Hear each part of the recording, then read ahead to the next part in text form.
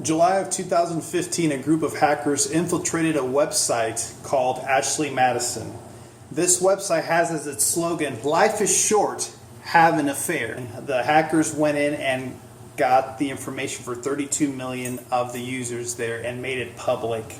Among the names of the people exposed that were using this website that is for the purpose of married people finding somebody to have an affair with was none other than a gentleman named John Gibson. John Gibson was a pastor and a seminary professor at New Orleans Baptist Theological Seminary. The tragedy of this event is that this pastor ended up committing suicide a few days later after his name was exposed on this list. John's wife, Christy, is the one that discovered her husband's body. Christy writes in one of the articles, "It's a moment that life doesn't prepare you for. I had to call my kids. And how do you tell your kids that their dad is gone and that he took his own life?" And Gibson wrote in his suicide note, he talked about his depression. He talked about having his name on Ashley Madison and said that he was just very, very sorry. Gibson's wife was saying that he probably committed the suicide act for fear that he would lose his job and the shame was probably too much. And this is a quote that really gets me. Gibson's wife mentions this to the reporter of the article. "It wasn't so bad that we would not have forgiven it. And so many people have said that to us, but for John, it carried such a shame." So I remember when I was discovering this article for the first time a couple of years ago when this happened, because it's old news. And there's several things that cross my mind as I'm thinking about this article again. Number one, why didn't this guy get help? I mean, just imagine the stress of that double life. This is a seminary professor with a doctorate, and among depression, it says that he had other mental health struggles. Of course, it looks like sexual promiscuity was part of that, as he obviously lived this double life, being a part of this website where you have to have a paid subscription and looking for affair partners. So why couldn't he feel safe with anybody to talk about what his struggles were? And instead, we have this tragedy of this pastor, that a well-loved teacher, theologian, leaving behind 2 adult kids and a wife that even admitted, "Hey, I would have forgiven him had he just apologized." He was not beyond forgiveness. But yet, no, the shame of letting somebody know really what he was struggling with was more than he could bear. He couldn't even confront that the truth was out there about something that he struggles with. And instead, he saw the better solution as taking his own life. So I get so upset. Man, this could have been prevented.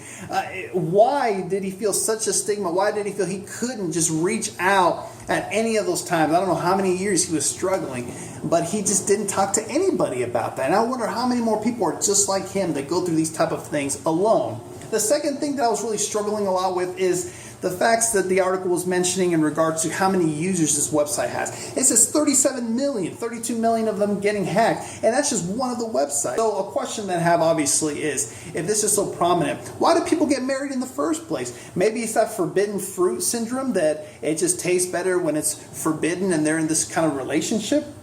I think to myself, these people that go through all the trouble of getting married, all the money that it usually takes because of sort of the tradition and the culture that it is that you need to have a big wedding. And yet after all of that, after you deciding to commit your life to somebody else, then you have these struggles, these temptations where you go through the steps of going as far as having an affair on the person you're romantically involved with.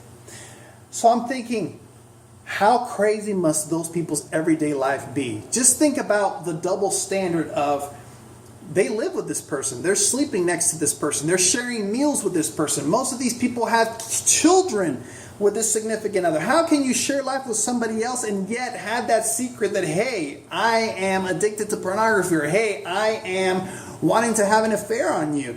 Imagine the stress that it takes living a double life and hiding a significant part about your life. How many people are out there, even right now, maybe even listening to this video right now, that you're in the middle of the struggle right now? And for you, the horror of letting someone in on what you're struggling with is worse than actually admitting that there's a struggle that you have.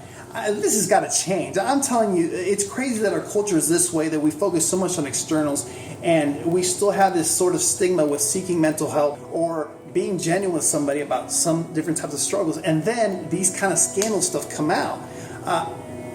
I have written another article. I hope that you guys go and read the blog. And I want to share some thoughts that I have in regards to this and other things, and share some personal information about myself, and I hope it can be helpful. Appreciate the comments. I appreciate the positivity that you guys have shown me thus far. Please feel free to comment. Please feel free to be involved and in the discussion. The link to the blog will be below. Thank you guys for watching.